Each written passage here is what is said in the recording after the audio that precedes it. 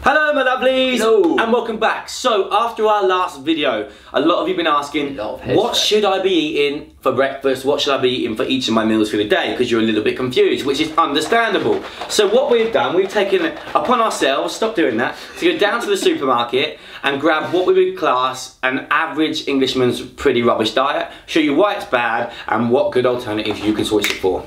I know we've done that.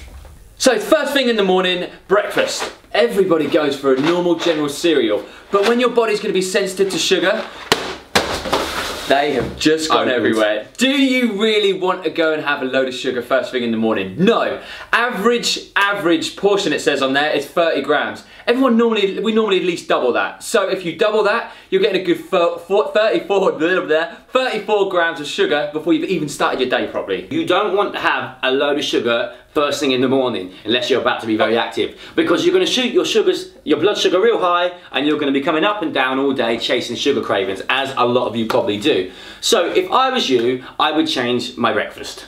So the choices you have, me and Leon personally, our personal preference is a high protein, high fat breakfast. I don't have anything against carbs in the morning, I just want meat all the time, to be honest. So in the morning, I will either have salmon and veg, mackerel and veg, I might have steak, I could have, if you've got less time, Greek yogurt, nuts and blueberries is awesome. Love that stuff. If you're going to be a little bit more active, I like to say carbohydrates are, the more active you are, the more you're going to have. So you might have rolled oats in the morning, some people will put a little bit of cinnamon on them and stuff like that.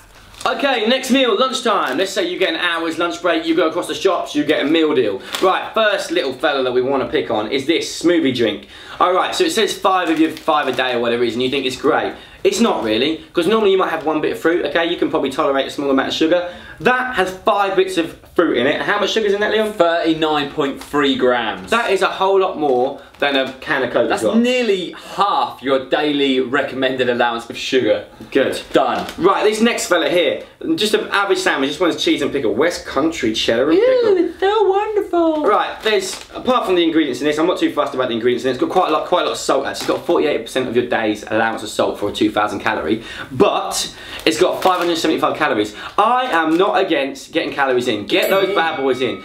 But if you're gonna get them from better things than packaged stuff, all right? Get them from stuff that's gonna rot. It's gonna be better for you, and you can pick it. I like that phrase. Get nutrient-dense food.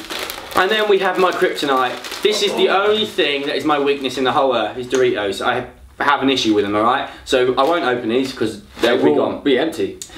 These are really great for you. Quite a lot of calories for such a small bag, and also a lot of salt in these ones as well.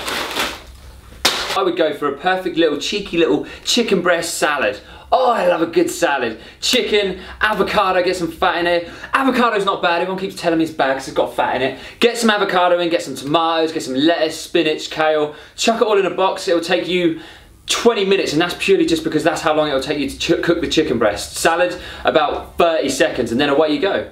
Sweet. So it's tea time, and on to the daddy. The bloody ready meal. How can you even look at that and want to eat it? I don't understand. It looks nothing like that when it's finished. It looks like a load of slop. It's got loads of sugar and it's got loads of salt in it, and all loads of calories for such a tiny little thing. Yeah, it's the devil in a pot. It's absolutely horrible.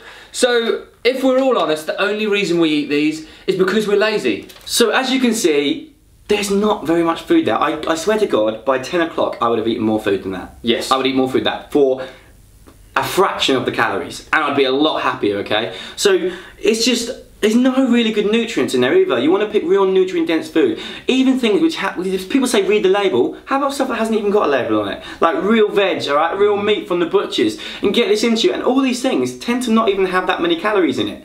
Which is bloody awesome, because you can eat more food. Who doesn't want to eat more food? Exactly, I love food. So for dinner, what would I change my food to? Again, I would be looking to some meat and veg. If I've done a workout, now would be a great time to get carbs in, especially if you're gonna train the next day. We are not against carbs in any way, shape or form. We just think they are very kind of in proportion to someone's activity levels. If you're not that active in a day, you're not going to need as many, and you're probably better off just sticking to low GI carbs when you do, unless it's post-workout. So the way we set this up was the general guidelines, the healthy guidelines of 2,000 calories a day. For women, really. Those 3 meals were just a smidge under 2,000 calories, about 1981 or something. Can I just stop there? I would be, excuse my language, royally pissed off if I had got 2,000 calories from that little amount of food. things in here would not be happy. I'd be hangry. I would be an angry little man. First thing we want to quickly look at is the amount of sugar. In those 3 meals there's 98 grams of sugar. The general daily allowance should be 90, and you're going, oh, that's quite close. This is before you've had your sugar in your tea, the biscuits that you've come had your around the biscuits, office. you've had your snacks. So you've had your Lucozade before you've trained for your 20-minute bit of workout. Yeah. So we would normally say on an average day you're going to consume at least another 50% of that. So you're looking at a good 130 grams of sugar in a day. It's ridiculous, and it's all hidden. It's not the obvious sugars. It's not hidden for long. So again, the salt content, if you look on the internet and you search for like health organisations, they say roughly about 6 grams of salt a day. That is almost 9 grams of salt just in that. It's almost 10. It's a lot. And you might be thinking, okay, but I'm under my calories there. But the thing is, if you're just under 2,000 calories, you're going to eat more than that. I guarantee you are not going to eat that. It's all the snacking that comes in between it, but they've also come from rubbish foods, and they're not good for your health. It's not a good way to get optimally healthy and the body composition and look the way you want. So the general conclusion of this is the same thing we always say. You can make nutrition as complicated as you want, you can be scientific about it, or you can be as simple as you want. It simply comes down to the fact of eat as natural food, easy food as you can get. If it rots, awesome for you. You don't want, like, you see pictures of people that have got a hamburger and then 7 years later it looks exactly the same. Yeah. It's not meant to do that. One of the things we try to do is make a point of just how simple it is. We're not trying to call anyone out or have a go at any products and brands. You know, we love food, we love the fact that people are making easier alternatives, but we want you guys to make sensible choices. Yeah. Go in there with a good head about you. Don't just pick the easy alternative all the time. Trust me, a little bit of preparation goes... Learn to cook. Yeah, it goes a bloody long way. And cooking, personally, I find it therapeutic. It's really nice. So give it a bash, get in the kitchen. If you've got any more questions, any more suggestions of food that you're not quite sure about, give us a shout and we'll get back to you. We will be back this time next week. We love you all. And shoot off into the distance and go and get your naked chef on. Bye-bye.